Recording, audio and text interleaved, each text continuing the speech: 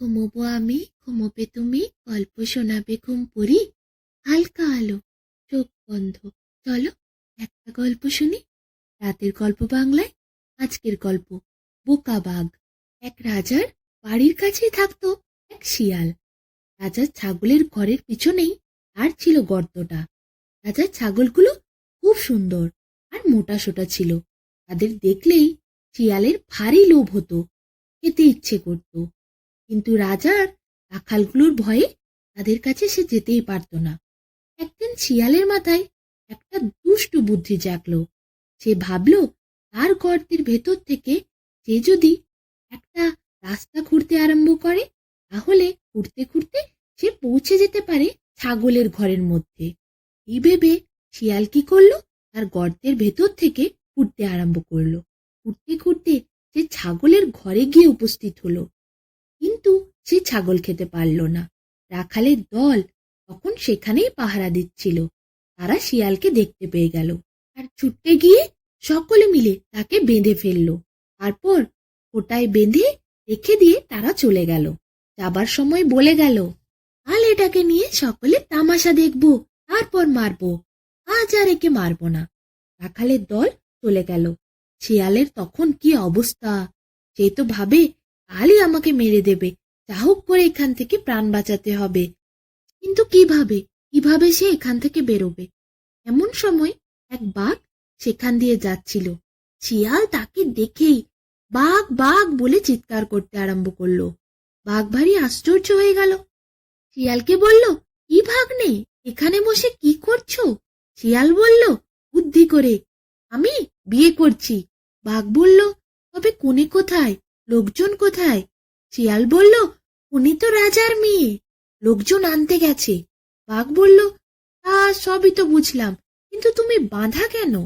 শিয়াল তখন বাঘকে বলল, আমি কিনা বিয়ে করতে চাইছিলাম না, তাই আমাকে বেঁধে রেখে গেছে, তাতে আমি না পালিয়ে যাই। বাঘ বলল, সত্যি নাকি, তুমি বিয়ে করতে চাও না? শিয়াল বলল, সত্যি মামা, আমার বিয়ে করতে একটুও ইচ্ছে হচ্ছে না। এদিকে ওই বাঘের খুব বিয়ে করার শখ ছিল। বাঘ বলল, তোমার জায়গায় যদি আমি থাকতাম, আমি যদি রাজার মেয়েকে বিয়ে করতে পারতাম, তাহলে তো আমি করে নিতাম। তুমি বিয়ে করতে চাইছো না কেন? শিয়াল বলল, তোমার যদি এত বিয়ে করার ইচ্ছে, তুমি করো না রাজার মেয়েকে বিয়ে। তখন বাঘ সে বলল, কিভাবে, আমি কিভাবে বিয়ে করব? শিয়াল বলল, একটা বুদ্ধি আছে, ওরা তো আমাকে বেঁধে রেখে গেছে, তুমি আমার বাঁধনটা খুলে দাও, আমি তোমাকে এখানে বেঁধে দিচ্ছি। ওরা যখন আমায় পাবে না, তখন তোমার সাথেই রাজার মেয়ের বিয়ে দেবে। বাঘের মনে তো ভীষণ আনন্দ হলো, সে বিয়ে করবে রাজার মেয়েকে। সে কি করলো, সঙ্গে সঙ্গে খুলে দিল বাঁধন। শিয়ালও ছাড়া পেয়ে গেল। এরপর শিয়াল বুদ্ধি খাটিয়ে বাঘকে ফাঁসিয়েছে। বাঘকে সে তাড়াহুড়ো করে বেঁধে দিল। এরপর বাঘকে বলল, শোনো মামা, তোমার শালারা এসে তোমার সাথে হাসি তামাশা করবে, তাতে তুমি চটো না কিন্তু। বাঘ বলল, আরে না, আমি তাতে চটি, আমি বুঝি সবকিছু, এত বোকা আমি নই। শালারা সব মজা করতে যায়, আমি জানি জানি। শিয়াল মনে মনে ভাবল, বুদ্ধি তোমার, তোমার যা বুদ্ধি তা তো দেখতেই পাচ্ছি। শিয়াল প্রাণ বাঁচানোর জন্য সে চুপ করে রইল, হাসিটাও চেপে দিল। এরপর শিয়াল সেখান থেকে তাড়াহুড়ো করে চলে গেল। বাঘ বসে আছে। বাঘ ভাবছে কখন কোণে আসবে। দেখতে দেখতে ভোর হয়ে গেল, আর ভোরের পর সকাল। যেই সকাল হলো, রাখালের দল এসে উপস্থিত।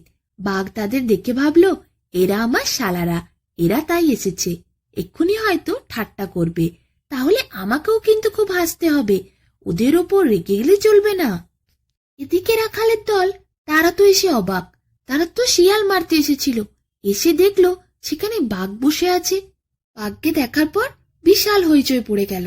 কেউ কেউ তো সেখান থেকে পালাতে চাইছিল, কিন্তু বাকিরা সবাই বলল, দেখ দেখ, বাঘ বাঁধা রয়েছে, কোনো চিন্তা নেই, ভয় কি, কুড়ুল, খন্তা, বল্লম সব নিয়ে আয়। সবাই নানা ধরনের হাতিয়ার আনতে গেল। এদিকে সেই সময়ে একজন একটা মস্ত বড় ইঁট বাঘের গায়ে ছুঁড়ে মারল। বাঘ ভাবলো এরা মনে হয় ঠাট্টা করছে, তাই হাসলো, হি হি হি। এরপর একজন একটা বাঁশ নিয়ে এসে বাঘকে সজোরে গুঁতো মারলো। বাঘ সেটাকেও ঠাট্টা ভাবলো, তারপর আবার হাসলো, হি হি। এরপর একজন একটা বড় বল্লম নিয়ে এসে খোঁচা মারলো। বাঘের ভীষণ লাগলো। বাঘ বলে উঠলো, উ আ। কিন্তু বাঘ সে তো আর রাখতে পারছে না। সে ভাবছে সালারা ঠাট্টা তামাশা করছে, তাই সে তারপরে তার যন্ত্রণাটা চেপে হো হো করে হাসলো। এরপর বাঘ তাদের বলল, বুঝেছি, তোমরা আমার শালা। তারা তো কিছুই বুঝতে পারলো না। এইসব কথা শুনে তারা আবার বল্লমের খোঁচা মারলো। এরপর বাঘের এত লাগলো, বাঘ তো ভীষণ রেগে গেল। বাঘ বলল, দূর ছাই, আমি এমন বিয়ে করবই না, বলি সে দড়ি ছিঁড়ে বনে ছুটতে চলে গেল। বাঘকে না কেউ ধরতে পারলো আর না আটকাতে পারলো। এরপর বাঘ যখন বনের ভেতরে গেল, সেখানে এক জায়গায় একটা আধচেরা কাঠের ওপর বসে বিশ্রাম করছিল শিয়াল। শিয়াল তাকে দেখেই বলল, কি মামা, বিয়ে কেমন হলো?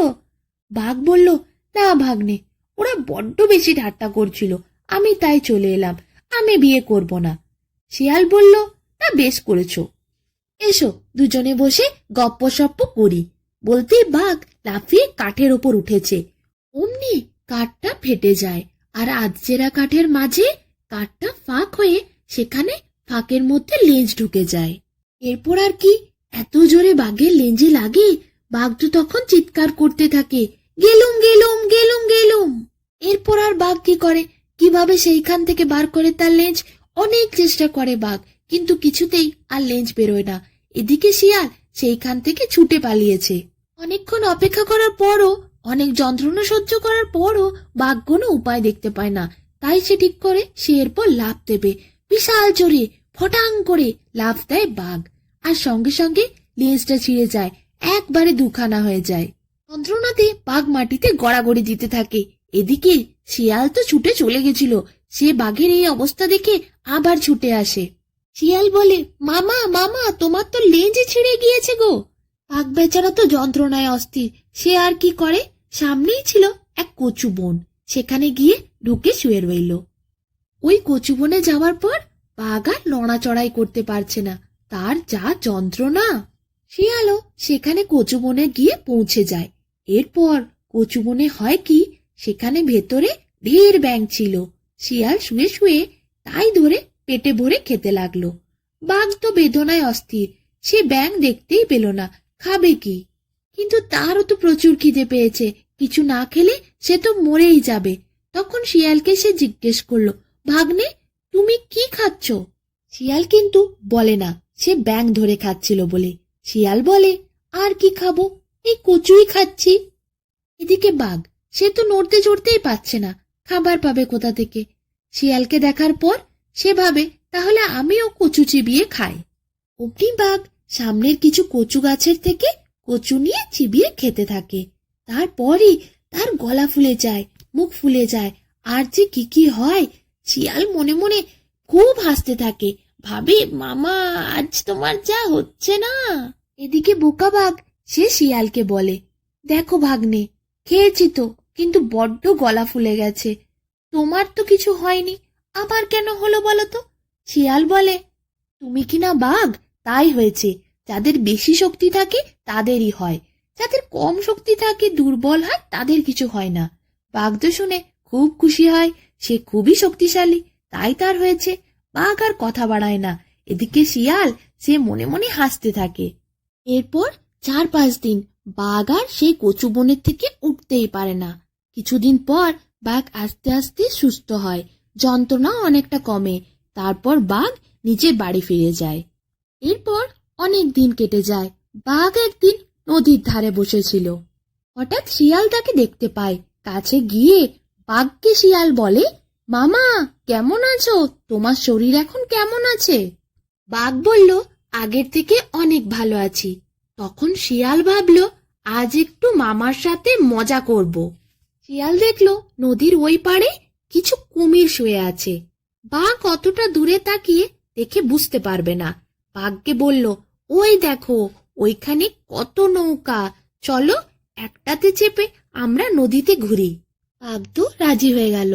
এরপর বাঘ যেই ওই পাড়ে যেতে গেল, কিছুক্ষণ পরই বাঘ তাকিয়ে দেখলো শিয়াল সেখানে নেই। বাঘ তখন অনেকটা নদী পার হয়ে চলে এসেছে, আর সামনেই দেখতে পেল বড় বড় কুমির। এরপর আর কি, বাঘ লাফিয়ে ছুটে কোনো রকমে নদীর ওই পাড়ে এলো। এই পাড়ে আসতে অনেক শিয়ালকে খোঁজাখুঁজি করলো, কিন্তু শিয়ালকে কোথাও পেল না বাঘ। শেষে বোকা বাঘ বুঝতে পারলো তার এই অবস্থার জন্য দায়ী শুধু ওই শিয়াল। এরপর আর বোকা বাঘ কোনোদিন ওই দুষ্টু শিয়ালকে বিশ্বাস করেনি।